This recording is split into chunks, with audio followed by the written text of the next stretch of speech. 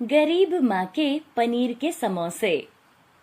सुबह से शाम हो गई, समोसे के ठेले पर खड़े हुए, लेकिन कोई मेरे समोसे खाने नहीं आया।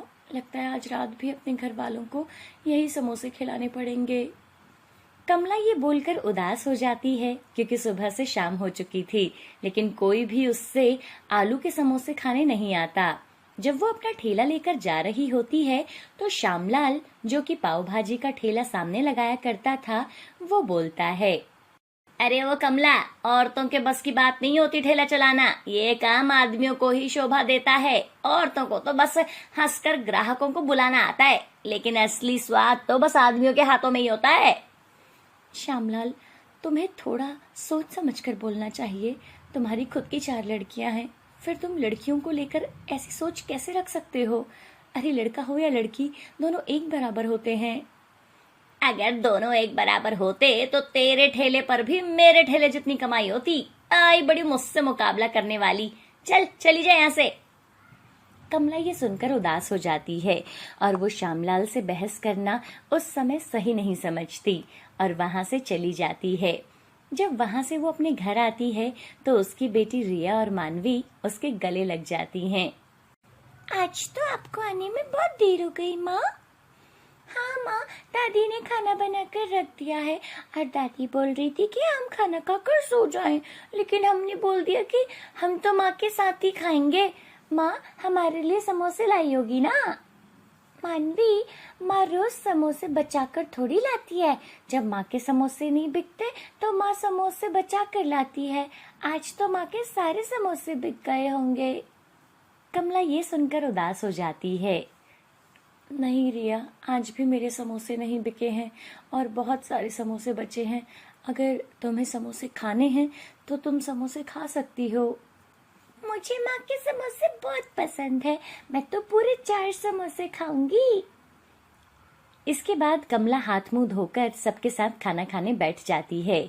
उसकी सास संतोष सभी लोगों को खाना परोसती है और कमला की थाली में थोड़े से चावल और समोसा रख देती है। बहू, बनाने को कुछ नहीं था, मैं पड़ोस से थोड़े उबले हुए चावल ले आई थी। मुझे लगा ही था कि आज भी सारे समोसे नहीं बिके होंगे, हम समोसे से ही चावल खा लेंगे। अब क्या कर सकते हैं माँ, मैं कितनी भी कोशिश करती हूँ कि मेरे सारे समोसे बिक जाएं। दोपहर, शाम, रात, धूप, बारिश, हर मौसम में मैं अपना ठेला लेकर खड़ी रहती हूँ, लेकिन सारे समोसे अब भी नहीं बिक रहे तो मैं क्या करूँ? सभी लोग यहाँ शांति से खाना खा रहे थे। वहीं चुलबुली मानवी समोसे से आलू निकालकर उसमें चावल भर रही थी और उसे ऐसा करते देख कमला बोलती है, ये क्या कर रही हो मानवी? ऐसी शरारत करना अच्छी बात नहीं है बेटा, इससे खाने का अपमान होता है। शांति से खाना खा लो। माँ, जैसे आप समोसे बनाती हो आलू के, वैसे ही मैं चावल का समोसा बना रही हूँ और ये टेस्टी भी लगेगा। माँ, वैसे मानवी ठीक कह रही है, आप आलू की जगह किसी और चीज के समोसे बनाकर क्यों नहीं बेचती? रिया, आलू सबसे सस्ते हैं बेटा, जिसे समोसे में डालकर बेचा जा सकता है। अब मैं समोसे में और क्या भर कर बेचूं? कमला ये बोल ही रही थी कि उसकी पड़ोसन मीना दरवाजा खटखटाती है। अनर्थ हो गया कमला बहन, मैं लुट गई, मैं बर्बाद हो गई। क्या हो गया मीना बहन, तुम इतना क्यों रो रही हो और इतनी घबराई हुई क्यों हो? मुझे बताओ क्या हुआ है। कमला मीना को चुप करवाती है और मीना अपनी बात को पूरा करती है।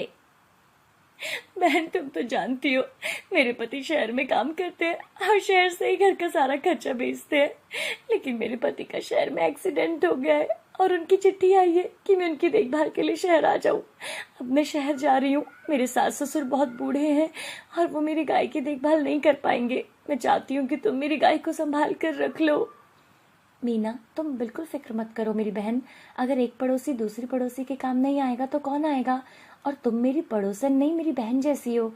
तुम निश्चिंत होकर जाओ, मैं तुम्हारी गाय का अच्छे से ख्याल रखूंगी। सच में तुम एक अच्छी पड़ोसन हो जो मेरा हमेशा साथ देती हो। तुम चाहो तो इस गाय का दूध का इस्तेमाल कर सकती हो, बस मेरी गाय का ख्याल रखना और थोड़ा सा दूध मेरे सास ससुर को भी दे दिया करना।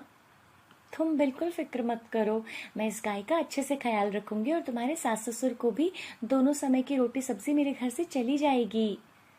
मीना ये सुनकर खुश हो जाती है और अपनी पति की देखभाल करने के लिए वो शहर चली जाती है। जिसके बाद संतोष कमला से कहती है, अरे ये तूने कैसी जिम्मेदारी अपने सर पर ले ली है। अरे यहाँ हम दोनों अपनी 2 बच्चियों और अपना पेट नहीं पाल रहे हैं और तुमने मीना के सास ससुर की जिम्मेदारी भी अपने सर पर ले ली। आप बिल्कुल भी चिंता मत कीजिए माँ जी, हर इंसान अपना भाग्य लेकर आता है। मैं जानती हूँ कि भगवान कोई ना कोई रास्ता जरूर निकाल देंगे। उसने भी तो इतनी जिम्मेदारी से अपनी गाय हमें दी है ना। तभी समझदार रिया बीच में बोलती है, माँ अब तो आप दूध से पनीर बनाकर पनीर के समोसे बेच सकती हो सकता है आपके आलू के समोसे ना बिके और पनीर के समोसे बिक सकते हैं। पनीर के समोसे तो और भी अच्छे लगेंगे खाने में। मुझे भी पनीर के समोसे खाने हैं माँ। कल आप मुझे पनीर के समोसे बनाकर खिलाओगी ना? हाँ कमला, तरकीब तो बहुत अच्छी है। एक काम करना, कल तुम आलू के समोसे का ठेला ही लगाना और घर पर आकर पनीर के समोसे बनाकर देखना। मैं तब तक गाय के दूध से पनीर बनाने की सारी तैयारी कर लूंगी और पनीर बनाकर रख दूंगी। ठीक है माँ, आप तीनों तो मिलकर मेरी बिल्कुल भी नहीं चलने देती। जैसा आप कहें बस वैसा ही होगा। जिसके बाद अगले दिन कमला फिर से अपना ठेला लगाने के लिए गांव से बाहर जाती है और सुबह से शाम तक खड़ी होकर समोसे बेचती है। 1-2 ग्राहक ही उसके ठेले पर आते हैं। अरे कमला बहन, तुम्हारे समोसे तो सच में बहुत अच्छे और सस्ते भी हैं, पर फिर भी न जाने तुम्हारे समोसे बिकते क्यों नहीं। क्या करूं भाई साहब, मैं तो बहुत कोशिश करती हूँ कि मेरे सारे समोसे बिक जाएं, लेकिन फिर भी कोई समोसे खाने को राजी ही नहीं है। अरे बहन, मुझे लगता है कि तुम्हें आलू की जगह किसी और चीज के समोसे बेचने चाहिए। आजकल तो लोग चाउमीन के और न जाने कैसे कैसे समोसे बेचते हैं और तुम अभी तक आलू पर ही अटकी हुई हो। आप फिक्र मत कीजिए भाई साहब, कल से मैं समोसे पनीर वाले बेचूंगी और मुझे उम्मीद है कि वो सबको ही पसंद आएंगे। अगर ऐसी बात है तो ठीक है, कल मेरे लिए भी 4 समोसे पैक कर देना। मैं भी अपने परिवार वालों को तुम्हारे पनीर के समोसे जरूर चखाऊंगा। ये सारी बातें श्यामलाल कोने में खड़ा हुआ सुन लेता है। अच्छा, तो ये कमला कल पनीर के समोसे बेचने वाली है। कोई बात नहीं, मैं रात को ही इसका ठेला जला दूंगा। जब इसका ठेला ही जल जाएगा तो ये पनीर के समोसे कैसे बेचेगी। अब कमला समोसे बेचकर शाम के समय अपने घर जाती है और घर जाते ही वो देखती है कि उसकी सास ने पनीर बनाकर तैयार किया था। कमला उस पनीर के समोसे बनाती है और मानवी और अपनी सास को खाने के लिए देती है और सब खाकर उसकी बहुत तारीफ करते हैं। सच में कमला बहू, ये समोसे तो बहुत ही स्वादिष्ट बने हैं। मजा आ गया इन्हें खाकर। हाँ माँ, आपने तो मेरा दिल ही जीत लिया। सच में ये पनीर के समोसे तो बहुत टेस्टी हैं। कितने अच्छे लग रहे हैं खाने में। माँ, आप कल देखना, जब आप ये समोसे बेचोगी तो फैन हो जाएंगे सारे लोग आपके समोसों के। तो देर किस बात की, अब से मैं रोज पनीर के ही समोसे बनाकर बेचा करूंगी और फिर हमारी बिक्री बढ़ जाएगी और सारी परेशानियां दूर हो जाएंगी। यहाँ पूरा परिवार बैठकर पनीर के समोसे खा रहा था तो दूसरी ओर श्यामलाल कमला के ठेले को आग लगाने के लिए हाथ में मिट्टी का तेल और माचिस लेकर कमला के घर के बाहर आता है। लेकिन उसे पता नहीं था कि कमला के घर के बाहर एक गाय बंधी हुई थी और वो श्यामलाल को देखते ही शोर मचाना शुरू कर देती है और श्यामलाल डरकर जाता है और कहता है, अरे कमला के घर के बाहर ये गाय कहाँ से आ गई। इसके घर के बाहर तो कोई गाय नहीं थी। अगर मैं यहाँ से नहीं भागा तो पकड़ा जाऊंगा। श्यामलाल भागने की कोशिश करता है, लेकिन तब तक रिया, मानवी, कमला, संतोष ये चारों ही जाकर उसे पकड़ लेते हैं। तुम तो कह रहे थे कि औरतें कभी भी आदमियों का मुकाबला नहीं कर सकती, फिर इस तरह तुम्हें बुज़दिल बनकर मेरे ठेले को जलाने की क्या जरूरत थी। बहू, बस बहुत हो गया। अब इसका फैसला पंचायत करेगी कि इसके साथ क्या करना है। अब अगले दिन पंचायत बिठाई जाती है। यहाँ पर 5 पंचों को इस बारे में पता चलता है और पंचायत ये फैसला करती है। श्यामलाल के घर में 4 बेटियां हैं, फिर भी कमला जैसी औरत जो अकेले ही अपनी 2 बेटियों और सास को पाल रही है, श्यामलाल ने उसके ठेले को तोड़ने की कोशिश की। इसलिए ये पंचायत फैसला करती है कि आज के बाद श्यामलाल इस गांव में अपना ठेला नहीं लगाएगा। ये बात सुनकर श्यामलाल की पत्नी उर्मिला कहती है, ऐसा मत कीजिए सरपंच जी, आप मेरे पति की सजा मेरी बच्चियों को दे रहे हैं।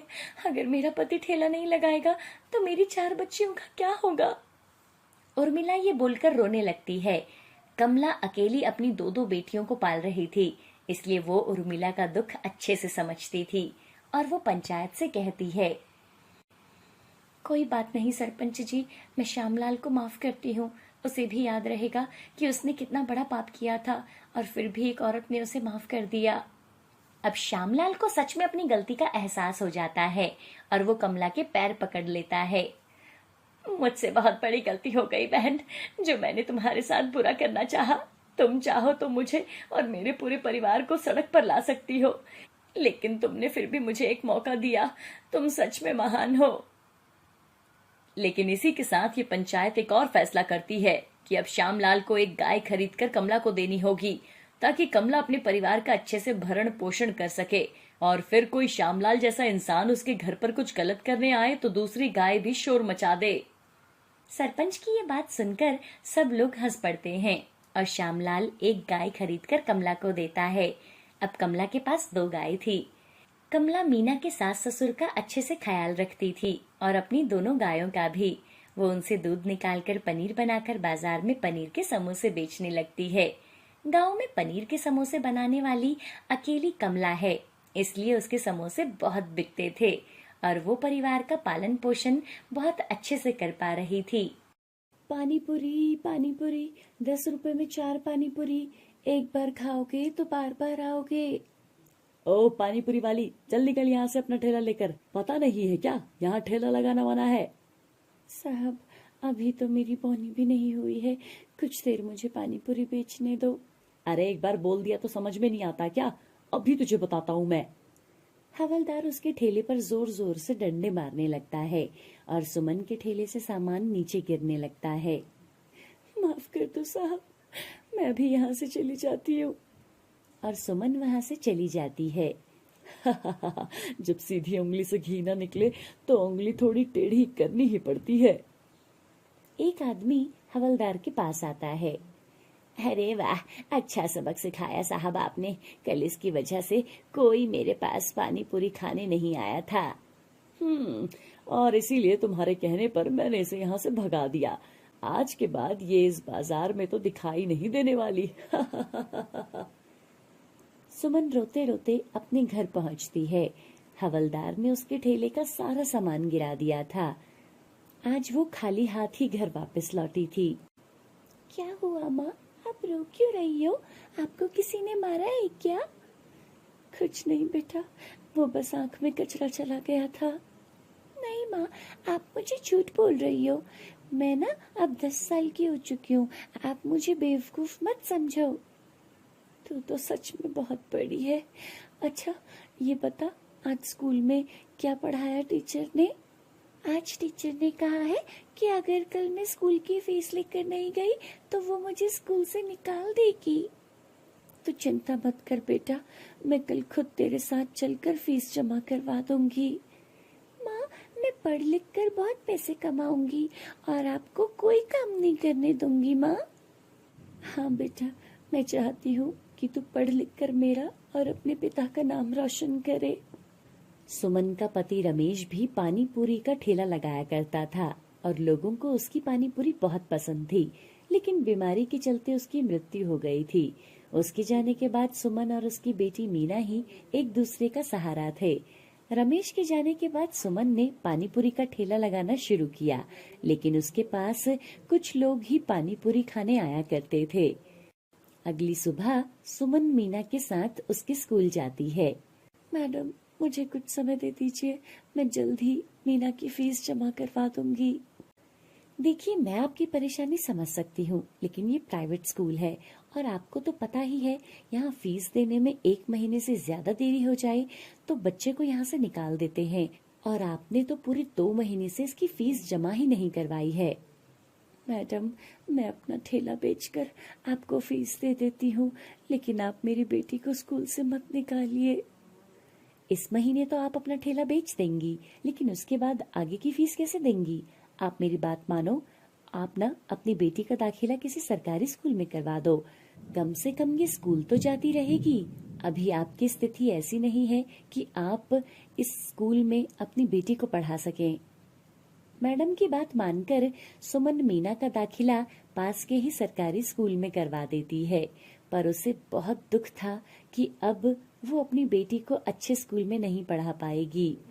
अगले दिन जब सुमन फिर से पानीपुरी घर में बनाती है और अपना ठेला तैयार करके पानीपुरी बेचने निकलती है, वो देखती है कि आज धूप बहुत ज्यादा थी, जिस कारण बहुत ज्यादा गर्मी थी। सुमन एक सड़क के किनारे पेड़ के नीचे खड़ी हो जाती है।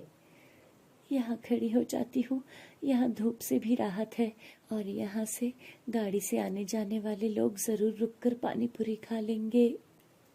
कुछ देर के बाद मौसम भी काफी सुहाना हो गया था और आसमान में काले बादल छा गए थे। धीमे धीमे से ठंडी हवाएं चलने लगी थी और तेज बारिश होने लगी थी। शुक्र है भगवान का, मैं यही समय पर पेड़ के नीचे आ गई थी, वरना आज तो सब कुछ बर्बाद हो जाता। कुछ देर के बाद बारिश रुक गई और मौसम भी सुहाना हो गया, जिस वजह से सुमन के सामने कुछ गाड़ियां आकर रुकी। सुमन उनको देखकर जोर जोर से बोलने लगती है, आइए आइए, 10 की 4 पानीपुरी, 10 की 4 पानीपुरी। अरे हमें पानीपुरी खिला दीजिए। जी मैडम जी। सुमन उनको एक एक प्लेट पानीपुरी खिलाती है। इस सुहाने मौसम में गर्म गर्म पानीपुरी तो बहुत अच्छे लग रहे हैं। सही कहा आपने, ये गर्मा गर्म पानीपुरी बहुत अच्छी लग रही है।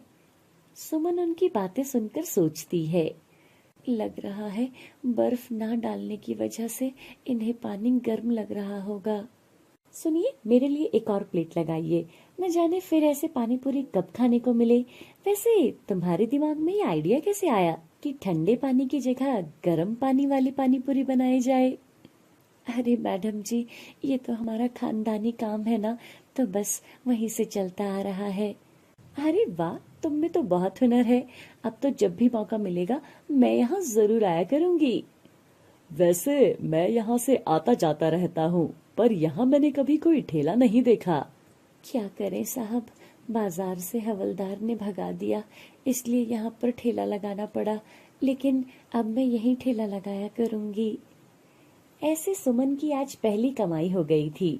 धीरे धीरे वहां से आने जाने वाले लोग हर कोई पानीपुरी खाने लगे और शाम तक सुमन के सभी पानीपुरी खत्म हो गए। आज सुमन को बहुत अच्छी कमाई हुई थी। शाम को घर आते वक्त सुमन ने कुछ राशन लिया और अपनी बेटी को खाना बनाकर खिलाया। माँ, आज आप बहुत खुश लग रही हो। अच्छा, अब फिर से तू मेरा चेहरा पढ़ने लगी है। हाँ माँ, आज बड़े दिनों के बाद आपके चेहरे पर मुस्कुराहट है, आप ऐसे ही रहा करो माँ।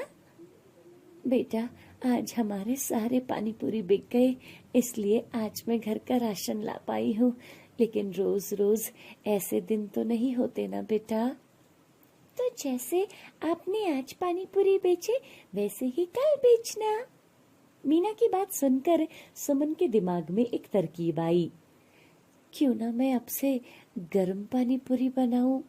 उसके बाद वो पानी को गर्म करके उसमें मसाले डालती है और उसे कुछ देर पकाती है। सुमन एक पानीपुरी बनाकर मीना को खिलाती है। अरे वाह माँ, ये पानीपुरी तो बहुत स्वादिष्ट है, आपने तो पिताजी से भी अच्छी पानीपुरी बनाई है। सच में बेटा। सुमन भी एक पानीपुरी खाकर देखती है। अरे वाह, ये तो बहुत अच्छी बनी है, अब मुझे इसे बेचने चलना चाहिए।